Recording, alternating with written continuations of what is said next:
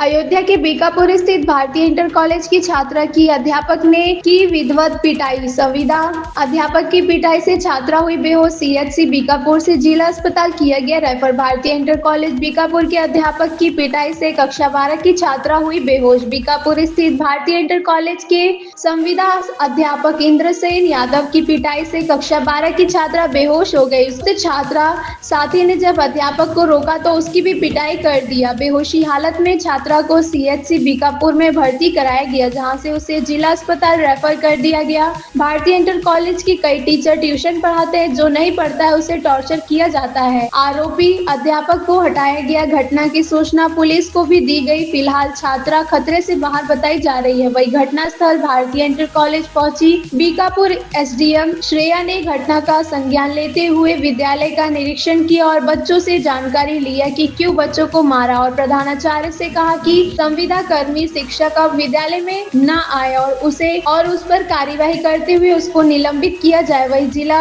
विद्यालय निरीक्षक पवन कुमार तिवारी ने भी कहा कि हम मामले की जांच करवा रहे हैं। हमने टीम का गठन कर दिया है। जांच रिपोर्ट आने के बाद शिक्षक पर कठोर से कठोर कार्यवाही की जाएगी। अयोध्या से गुलशन सिद्दीकी की report. Inter college Bikapur Ayodhya मैं पढ़ती हूँ उसी कॉलेज में। और मैं क्लास में आज गई तो प्रैक्टिकल वाले सर इंद्रसेन यादव सर वो आए, तो फिर प्रैक्टिकल के कुछ क्वेश्चन बोले थे। तो मैं हॉस्पिटल में थी, मैं पढ़ी नहीं थी, तो मैं बोली सर मुझे नहीं पता है, मैं हॉस्पिटल में थी।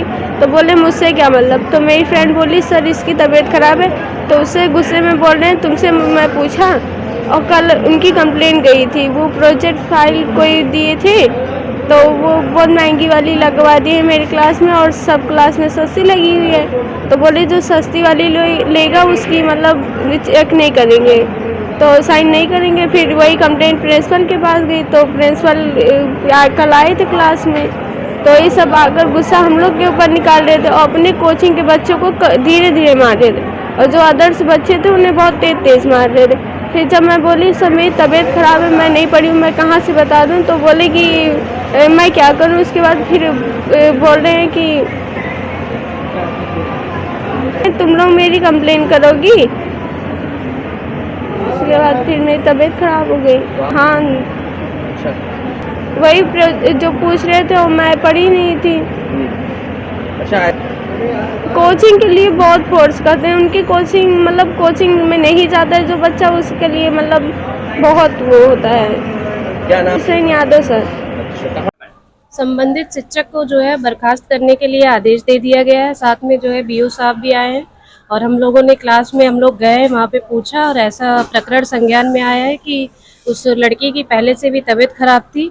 उसको बाद में जो है पनिशमेंट के तौर पे सारे विद्यार्थियों को जो है स्टिक से मारा जा रहा था, और इस प्रकरण में उसे भी मारा गया, और इसलिए उसका तबीयत खराब हुआ जो भी, और उसको जो है सीएचसी में पहले भर्ती कराया गया, देन उसको जिला हॉस्पिटल पे भर्ती कराया गया। और प्रिंसिपल साहब से भी ये निर्देश दिया गया है कि जो है संबंधित शिक्षक को दोबारा जो है स्कूल में वो ना आए, उनको बर्खास्त किया जाए। ये बात फ़ोन से हमें पता चली कि एक बच्ची है, उसका नाम सुहानी है, 12th की छात्रा है बीकापुर इंटर कॉलेज की।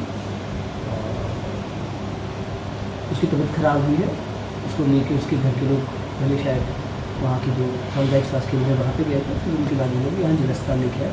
मैं खुद भी बच्चे को देख के आया हूँ, बच्चे अभी फ़िलहाल ठीक है।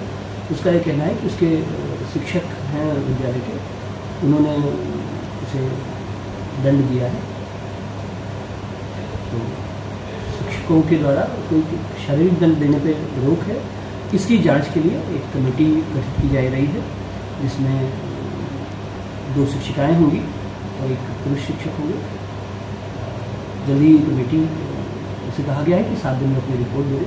रिपोर्ट आने के बाद शिक्षक के विषय में अगले तक कार्रवाई की जाएगी। तब तक हम लोग इस बारे में प्रयासरत हैं सर, भी उसमें जांच के लिए इसीलिए कमेटी गठित की गई, उसकी जांच कराई जाएगी। ये कैसे ऐसा किया गया, क्या सर आगे ये भविष्य में दोबारा घटना ना हो? ट्यूशन का कोई प्रावधान नहीं है कहीं भी। ट्यूशन का अनिवार्य तो क्या, ट्यूशन पढ़ाना मना है। अगर किसी के पास कंप्लेन है तो बताए।